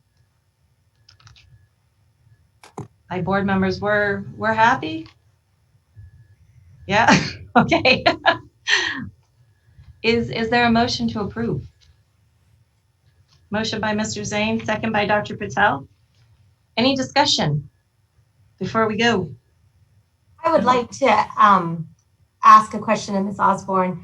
I know with San Diego Unified that they do have this different system than what we've decided on. Are their school systems different? Are they mostly semester? I know that is something that you brought up in the presentation that was earlier, that was, we're starting the beginning of the fourth quarter, which could be a different class for many of our quarter system students, or trimester, it's a new try. So there would be no grade existing at that point. My understanding is that they have some that are trimester schools, and I believe that they have some that are also semester schools, if I'm not mistaken. I don't know all the rationale for their decision on going with grades. I think that, we weighed that very heavily, and in thinking about our speaker as well, is it's difficult to control the environment. And when we're in the brick and mortar, we can control that environment. And so for kids that wanted to improve their GPA, many may have that same goal, but they may not have the same opportunities in their learning environment right now. So that's where, while we know that we have kids who had that goal, we just don't know that they all have the same opportunity and equitable learning environment. So the credit, no credit was a decision that would do no harm to all of our students. San Diego Unified, I know that they were still distributing their devices. So I really don't know,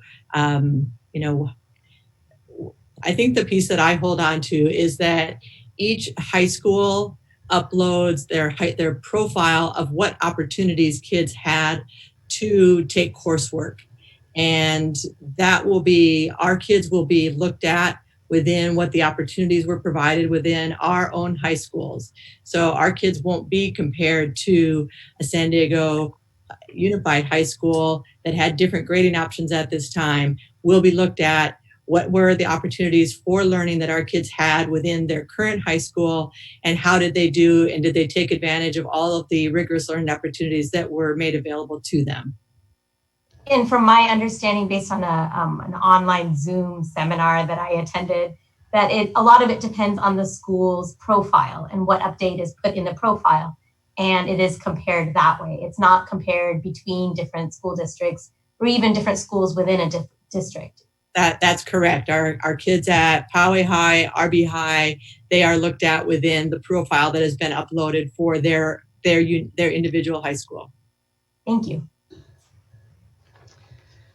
I would note that this resolution seems a little bit redundant because we did grant Dr. Phelps broad authority to make these kinds of decisions due to the rapid changes happening at this point. But I think that this one's a little bit more specific, and it really just reiterates the board's faith in her ability to make these decisions so that we don't have to come back as a board every week to say, yes, sounds great, go. So I'm definitely supportive of this one. Ms. Akins. I just had a quick question. I know colleges are being very understanding of the whole entire situation, but my concern also is just with if this COVID-19 crisis extends into the 2020-2021 school year, would we consider a new system or way to do things? Or yes, okay. That's something that we have been looking at, and there's a new board policy that we'll be bringing forward in May, and that was part of our discussion is if we open in the fall, we will be revisiting the grading decision because it may be a longer term, and then we would revisit that and look at all of the considerations at that time.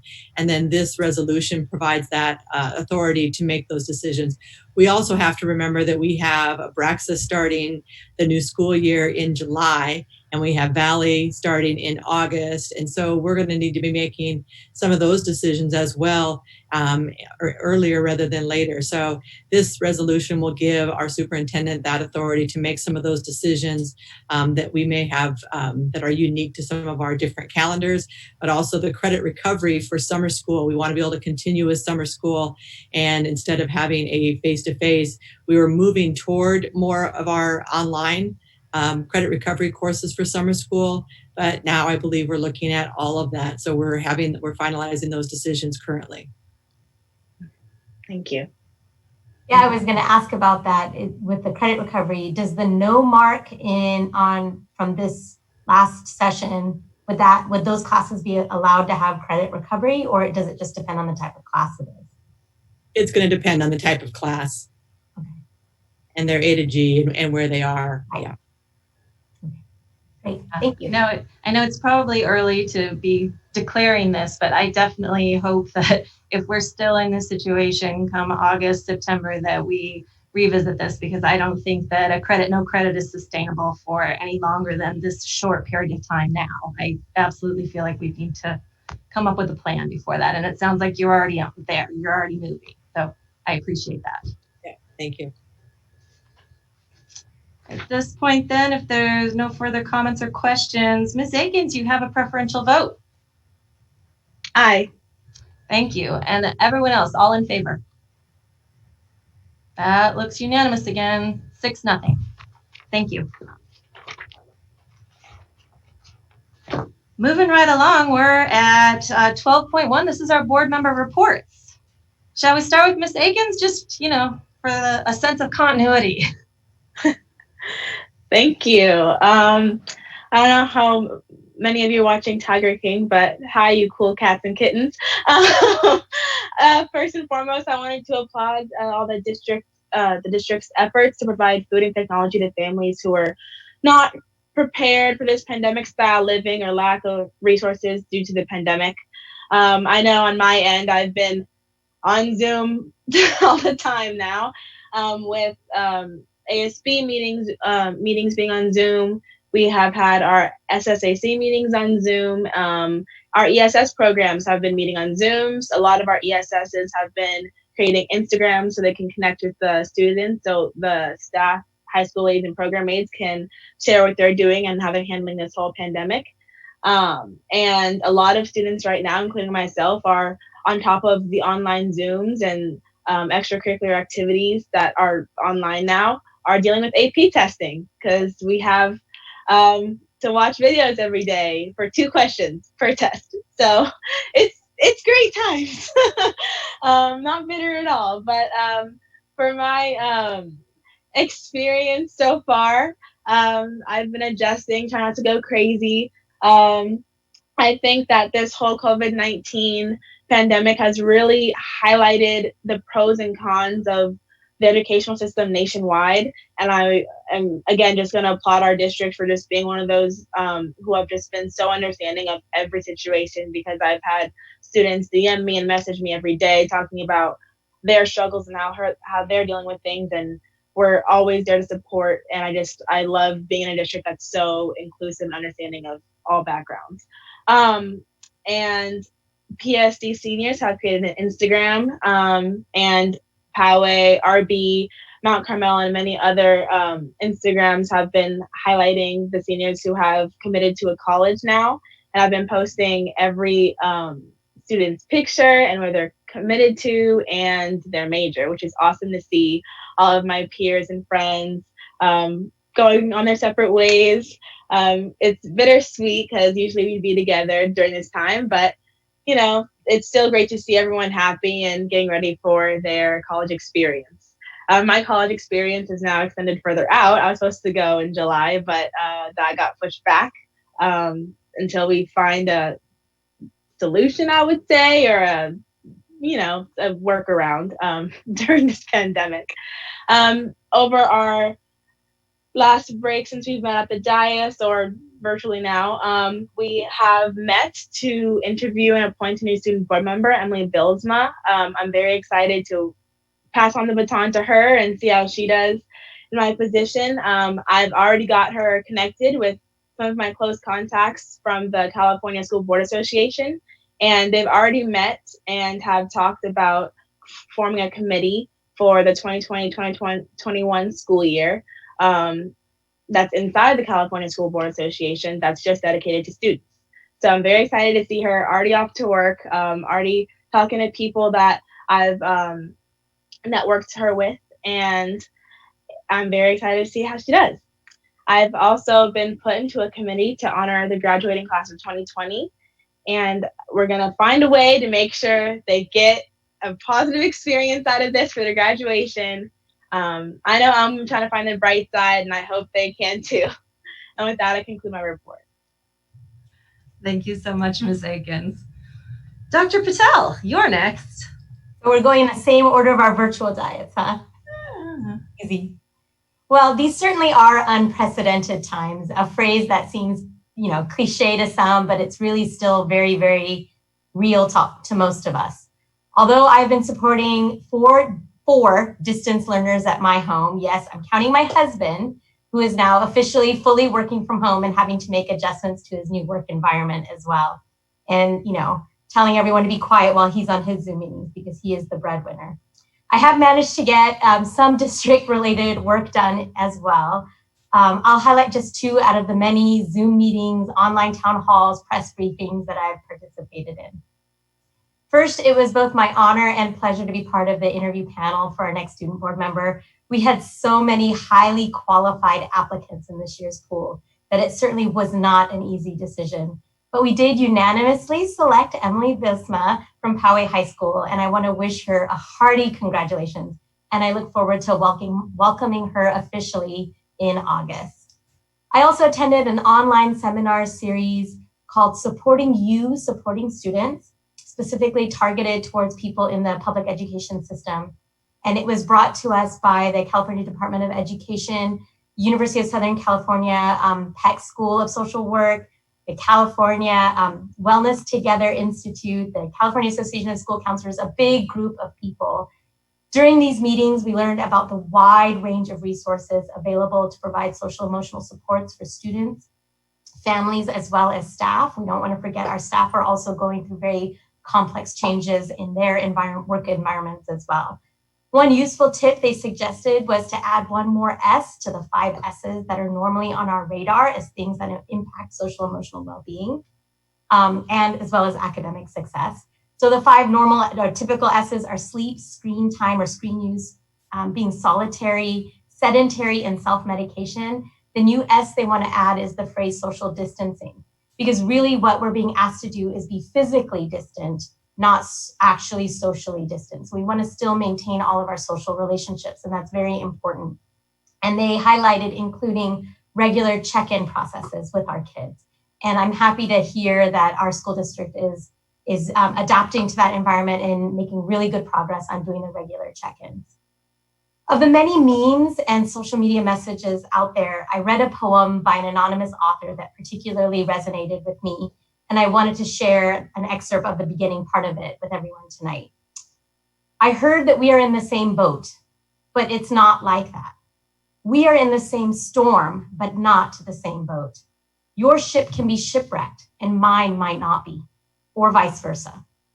The poem goes on to describe specific scenarios contrasting different experiences, but concludes with imploring everyone to navigate their route with respect, empathy, and responsibility. We as a district are finding the delicate balance between keeping our students safe and ensuring continued learning. It's pretty clear now more than ever that our system of public education is expected to fulfill more rules than commonly thought, certainly more than what we're properly funded to implement. I have full confidence that our staff at every level will adapt to this new system, this temporary new system, and help us safely navigate our ships through this storm. We are nothing if we are not flexible and resilient. And that concludes my report. Thank you, Dr. Patel. And I think normally then that would be Ms. Beatty. Thank you. My heart goes out to all those who have lost loved ones. And my gratitude is along with everyone else, with the healthcare workers who are risking their lives for us and those on the front lines. And my gratitude is also extended to our employees here in Poway Unified who have worked so hard to make this transition to online learning. And to those who have been the employees who've been instrumental in getting the devices, the Chromebooks out to our students and the meals, the thousands of meals for our students. And I've thought a lot about today's generation of young people, and during this pandemic, what they've had to go through, not just with this pandemic, but so many other challenges. This being a once in a century, so many challenges that my generation never had to endure. And I think that is all the more reason that we need to do everything that we can to support them academically, mentally, and emotionally. And I very much appreciated the excellent presentation from the Model United Nations Club. They are what I like to call experts in the field. And I would love to have future feedback from our administration addressing some of the issues that this very bright student group brought up. And that's my report. Thank you. Thank you, Ms. Beatty. That takes us to Mr. Zane. Thank you, Mr. O'Connor-Ratcliffe. I had actually thought that you drew the short straw by getting seated outside the building this evening, but there's apparently a few of us that got put into rooms where the lights go out just like this every 15 minutes. So now by the light of my cell phone, apparently, just let me share the fact that I empathize with a number of the parents out there like myself who are having to learn how to distance learn with their children, mine ranging in age from 5 to 16. And as we enter into year number 8 of self-quarantine, I really wish everybody the luck. We will get through this. And I want to thank everybody at the district, from the top down, from the superintendent to the teachers, to those serving lunches, to our students coming by the various school sites. Thank you for all you do. We appreciate it. Everyone in the community appreciates it. Keep doing what you're doing. We'll get through this together, and we'll hope for some additional positive news in the months ahead. Thank you. I don't know how you got the lights to do that on cue like that, but kudos. Now I'm going to move and go trigger the lights again. So. Okay. Ms. Couvrette, while he does that. I really hate to follow him because he is just too funny. But I did write out my comments just because but I'm using the same words everyone else did, that these are unprecedented times. But I do hope everyone's families are healthy and safe and doing okay in what's our new normal. I'm trying to be optimistic that good's going to come of all this. But I can say that my daughter has embraced the new late start for her school day. So we'll see how those high schoolers can ever go back to getting up early. I have to say that I have to really give kudos to Team PUSD because you guys have really stepped up to be a leader in our county and taking care of our community. The hours our leadership has put in to understand the directives from our governor and the state and county superintendents have been tremendous. The breakfast and lunch meals has been seamless and very happily received. The distribution of 7,000 devices was flawless. I went to 5 different sites during the pickup times and saw many of our team members out there cheering on the families. And I just want to give hats off to IT for ramping this up so quickly. The learning resources that Ms. Osborne and the Learning Support Services have put together in such a short period of time to help our students and families keep learning are tremendous. Nothing beats a warm high five from a teacher. But the Zoom classes, the teacher parades, the other creative ways that teachers have reached out to their kids has been really heartwarming. You know, I saw one kindergarten teacher teach their kids how to count to 17 by throwing 17 balls to her dog to fetch. So they're being really creative in some amazing different ways. Again, the highlight for me was the student board member interviews. This is our future, which is awesome. These kids were amazing and such a hard decision. And I'm so looking forward to working with Emily next year. I hope by next board meeting that we have a better understanding of what next year is going to look like and the impact the economic downturn is going to have on our budget. It seems like things change hour by hour, which makes it so hard to do any kind of planning. But I've joined many of the sessions and reading updates from our many associations as everyone else is trying to figure out the best way to serve our kids and get through this difficult time. We don't want a growing gap in achievement that disenfranchises so many of our students, and so many of them gain a sense of self-esteem from sports and arts, and these things aren't around us right now. So it's very hard to have all these kids in different situations and needs at home, and this complex change that was just kind of thrown at us to try to figure out. But I do congratulate Team PUSD for rising to the challenge. We've learned a lot, and it's really pushed us to do learning in different arenas.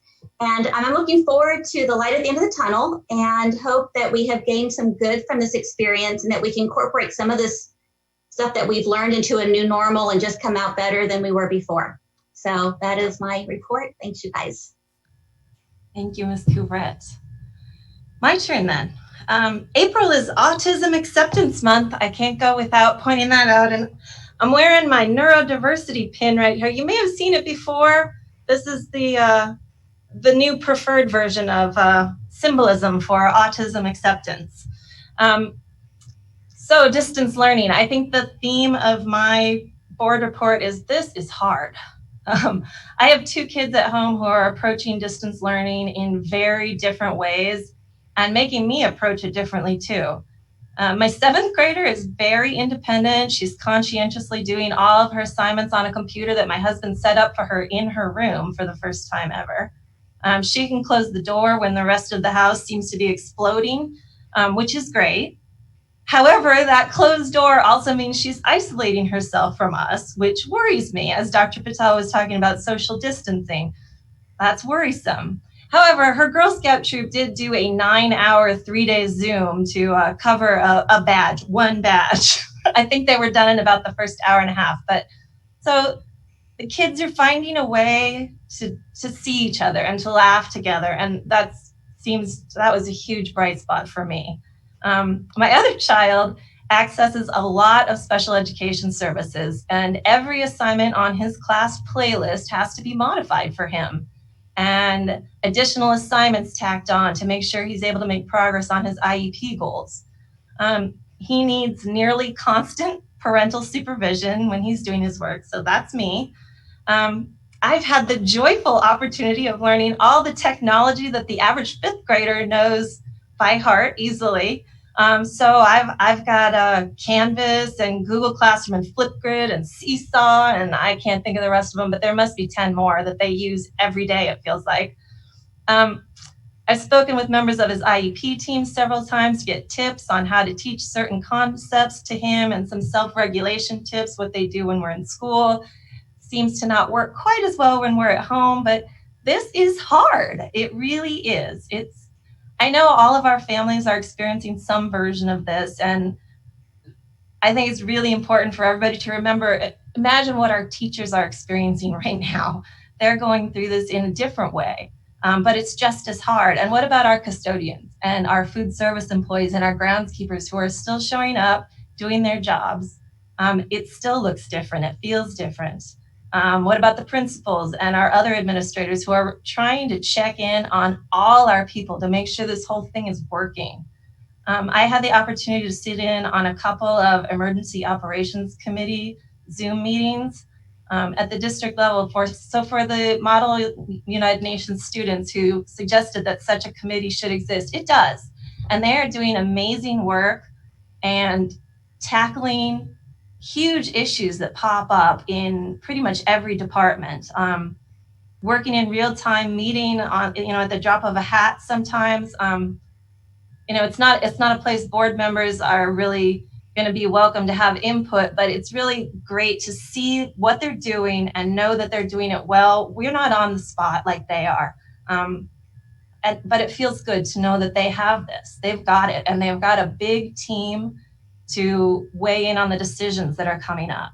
I think our team did a tremendous job getting Chromebooks passed out to our students, making and distributing our free meals, offering our teachers appropriate training so that they can lead those distance learning efforts for their students, and even being a resource for other districts around us, which I think we've heard multiple times. Wish someone would give us the playbook, but if they can't, it's great that we can give it to them. So I think that's amazing work by us. What else did I want to say? I guess we can't say it often enough. There's no way, but thank you to everyone for their hard work. So many people have been so truly, truly incredible, including our students. I don't want to leave them out. Most of them are meeting some struggles, just like the adults, and they're still managing to do amazing work. A few days ago, I got an email from a writer from Westview's student newspaper, The Nexus. She shared that they're continuing to publish content. They feel it's really important. So their student body remains connected and informed about what's going on around the district while everybody's at home. She's working on an article, obviously, about distance learning, but also the online technology, the online learning technology that we're using to make that happen. So her questions are right on point. There are 9 of them, and they're all multi-part, so I got to get back to her. But they focus on what the district has done to ensure that all students have access to technology, what role technology might play in the future, even after we return to a classroom setting. And well, I got the feeling that she's pretty anxious, just like I am, for Zoom meetings to stop being an everyday thing. Even as we're all looking forward to that and wonder when it will happen, the San Diego County Office of Education I think has also done a really good job in places. They just published a piece on their website with ideas about what districts should be considering to plan for and ensure that the safety of our students and the safety of our employees when we do get to go back. The overarching idea in their piece is that all districts should develop plans to blend classroom and distance learning as an alternative to future school closures, if and when that happens. Even though there's so much we don't know yet, it really helps to plan for the possibilities in order to get a jump start on those challenges that are ahead. It most certainly won't be business as usual. And again, this is hard, no doubt, but Pollyanna here, it's also an unprecedented opportunity to really make some quantum leaps in the way we do education. Right now, we are all students. We are all innovators. We are all resilient learners who don't quit until we figure out how to make it work. And I believe that together we will make it work. So that's it for me. Thank you all. That takes us to Dr. Phelps. Thank you. Thank you, Madam President, Board of Trustees, and our general public and staff. We have many recognitions of note to present to the board this evening, and I'd encourage you to please look at the board packet for full descriptions in 12.2. I encourage you to read them, but in the interest of time, I'd like to highlight just a few. First off, Poway Unified School District was named 2020 National District of Distinction by the District Administration magazine. The district administration honors 10 school districts each year in this program, and PUSD was selected in the category of educational technology for its district-wide Voyager program. Yay!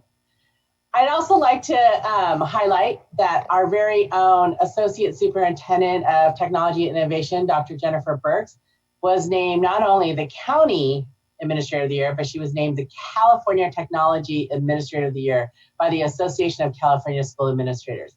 Congratulations, Dr. Burke, very well deserved. It was very timely in this situation. Under her leadership, as you know, Tech and Innovation Department has transformed teaching and learning for thousands, tens of thousands of PUSD students, especially now with the transition to distance learning. Her and her team literally helped us to change education on a dime.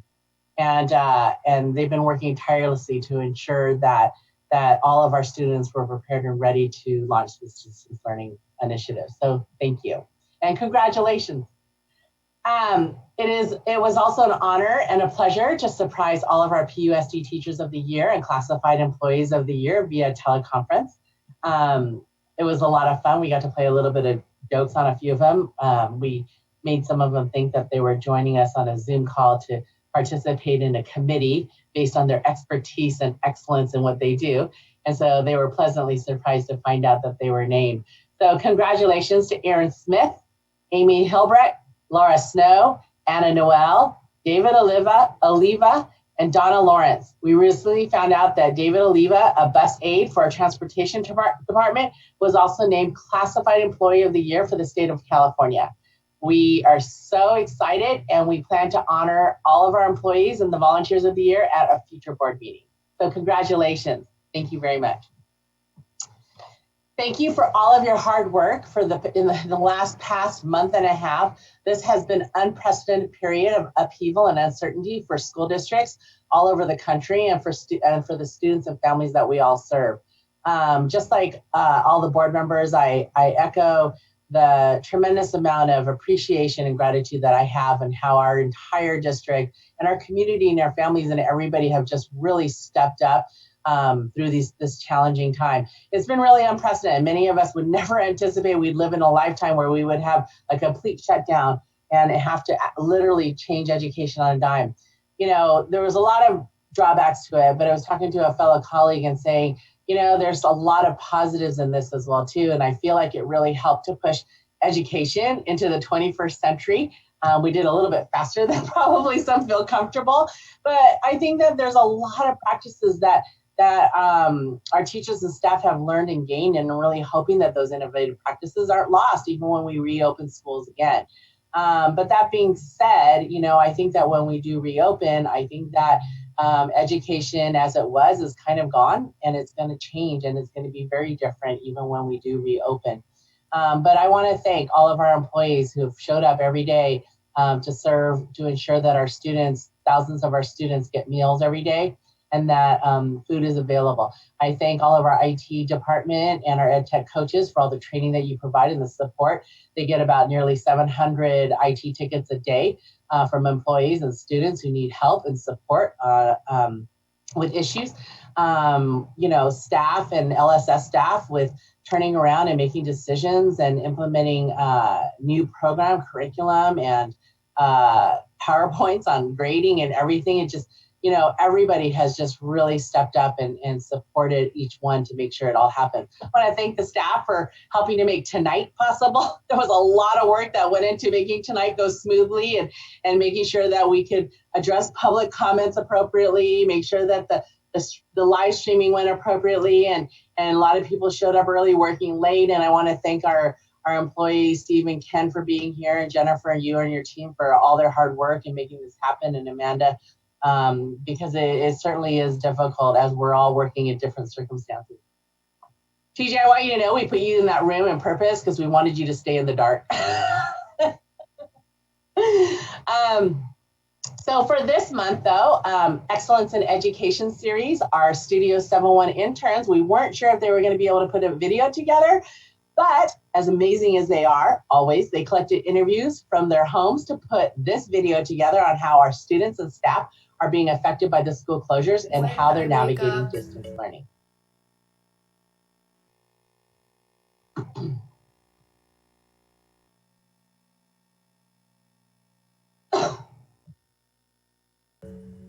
I kind of think like, oh, here we go again. Like, I'm gonna do the same thing again, and I'm like not able to go to school. The March 13th announcement that all PUSC schools were closing affected over 36,000 students and their families and thousands more staff members. Over 5 weeks later, it's still a sobering sight to see the empty streets, crosswalks, and playgrounds across PUSD. Students are adjusting, some are struggling, and most are missing being physically at school. Because of the school closing, I don't really like it because it's making me a bit stressed, because I like it better when I'm in a classroom and I just like to ask questions. The thing that I miss about this school most is meeting my teacher, because she was always so nice, and also my friends, because I love playing with them and not just looking at them from a screen. Meanwhile, PUSD administrators and teachers have been working hard to transition to distance learning, first ensuring technology was in place, distributing over 7,000 Chromebooks to families, as well as collaborating and creating professional development for a whole new way of teaching subjects online, from career technical education to PE. I would say that it probably made me more humble. There was a lot of humility involved because it's requiring me to learn a lot of things and kind of go out of my comfort zone. Making sure that we're transitioning to distance learning and making sure that we're staying connected with our students, having department meetings, making sure that we're all on the same page in terms of our messaging and how we're reaching out to our students and our families. Distance learning in PUSD launched April 6th. Students were eager to keep learning, and teachers were excited to keep teaching. After much consideration, PUSD decided on a temporary credit, no credit grading system during the school closures to ensure equity among students in all different types of circumstances. So some difficulties I face during quarantine is the stress about getting sick while I'm at work. I interact with a lot of customers day to day, so I kind of don't know whether or not I'm safe or not from COVID-19. Other than that, distance learning has also been a little bit of a challenge because I have like Zoom meetings sometimes while I'm at work. So then I need to follow up with my teachers and make up the Zoom meetings or get the information from someone else. So that can be a little stressful, but other than that, it's not too bad. Despite the many challenges and successes of distance learning and quarantining at home, students say this experience has helped them become even more college, career, and life ready. Yes, it is more difficult, but at the same time, I feel like that's more preparation for college, because college at the same time, you're going to have to be doing all your own assignments and everything. Some of it might have like online lectures, or you might have like homework that's given online, and you just have to do it in your dorm kind of a thing. But what students and staff alike are missing the most right now remains the human connections that made us one family, Team PUSD. Now, since it's been a really long time since I've been able to see any of my friends in person, it's actually been pretty hard. I'm a very social teacher. I like interacting with my kids and building those relationships and talking with them. And so it's been hard when, I'm not able to see them. I miss them a lot. And I know that I think they're starting to miss school, so it's been difficult in that aspect. While schools may be closed, our hearts are open, and PUSD will get through this together. For the Excellence in Education series, Yonto Salk, Studio 701. Another very impressive video by our interns. Thank you for showing that. There's nothing better than showing it like visually, so that everybody can see. And as you can see, all that we've been going through has been just a tremendous effort. And I'm thankful to all of our staff for making this all happen. The logistics, the collaboration, the brainpower involved in figuring out how to implement distance learning for over 36,000 students and distributes over 7,000 Chromebooks and serving more than 4,000 meals a day, cleaning all of our 39 campuses and ensuring that all of our district operations continue has been a Herculean effort. And I am thankful for each and every one of you. School as we know it has changed, as you've seen, dramatically, and we still have many challenges still ahead, including what school will actually look like when we do finally reopen. many people have been writing me and begging and urging us to, you know, still hold promotions and graduations and things like that. And as much as myself and staff would love things to return back to normal, I think one thing is for certain is that it does not look like things will go back to what they traditionally have been, at least not in the near future. And so we have to think about and decide on what will our new normal look like when we do reopen schools. But I am confident that our team will be able to figure it out, as we have already done so.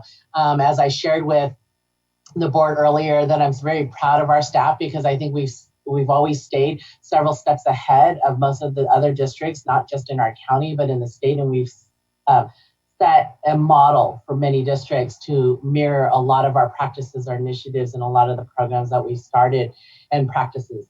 So I'm confident that our team will be able to figure this out together, and we'll always do what's best for our students and our community. I know that Team PUSC will emerge even stronger from this, stronger than ever. And so I'm confident of that, and I appreciate the board's support, and I appreciate the community's support and understanding. And please know that we're here to help in any way that we can.